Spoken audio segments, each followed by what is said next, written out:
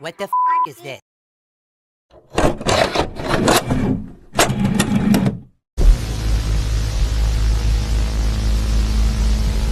2002, Cartoon Network greenlit an idea from the creative collective Man of Action. Duncan Rouleau kicked things off with an early character design. But those characters, they weren't just aliens, they were just 10 human heroes.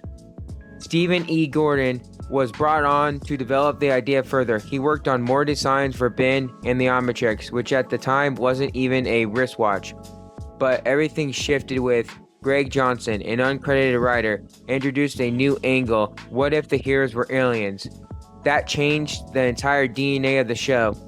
From human to alien, Gordon went back and gave the heroes a more monstrous alien look. Then in 2005, Dave Johnson came on board as an art director. He redesigned most of the alien forms from scratch. Some got approved instantly, others took a bit of time back and forth to get past Cartoon Network standards. And the show originally was titled Force 10. We still actually like that one, and it was going to be Ben to the 10th power.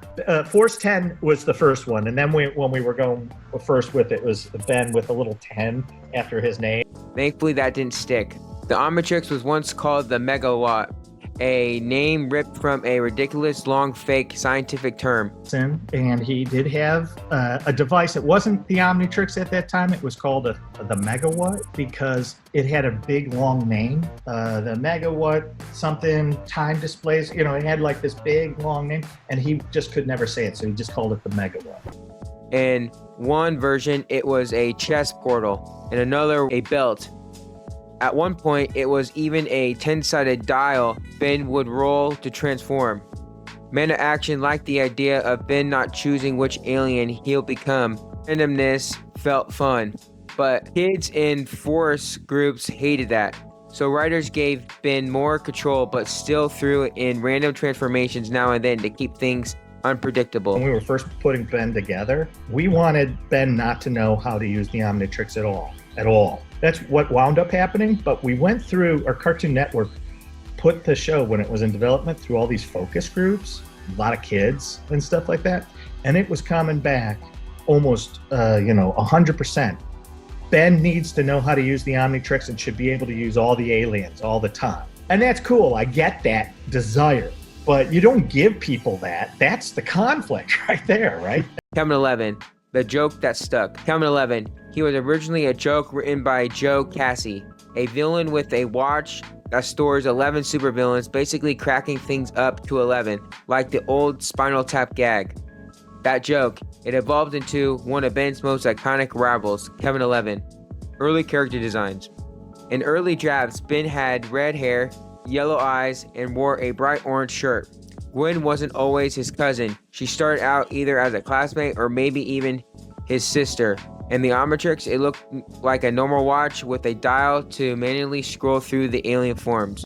Aliens that never made it. Before we got Heat Blast and Accelerate, there were a lot of unused alien designs. Digger, a tunneling brute, replaced by Wild Mutt. Dragonfly, a creepy insectoid, which evolved into Stinkfly. Inferno, a magma monster, eventually became Heat Blast. Plant Guy, turned into Wildvine later on. Jaw, a croc-like swimmer, the basics for Ripjaws. Strong Guy, a bulky four-armed tank. Yep, that's forearms. Even Accelerate, Upgrade, Gray Matter, and Ghost Freak look way different at first, and looked more humanoid, and sometimes just plain weird. Some didn't have the Omnitrix logo at all. Others had it in odd places like their arms or feet. Ben and Gwen's final look. Ben had a different shirt, round face, small pupils, and short hair, but overall, the design didn't change that much. And Gwen, she once wore a shirt with mushrooms on it, which got scrapped possibly because someone thought it looked like a drug reference. She also had long hair and an early ponytail version. The long test footage. Before full production started, animation tests were sent overseas to studios. One of them showed a grocery store fight. Screenshots of it leaked years ago, but fans weren't sure if it was legit. And then 2001, low quality footage surfaced. It was real. It wasn't quite the final show's look, but it proved how much changes from the script to screen. So Ben 10 went through a lot of transformations, just like the Omnitrix itself, from basic superhero pitches to a generic, defined sci-fi hit. The show evolved consistently behind the scenes.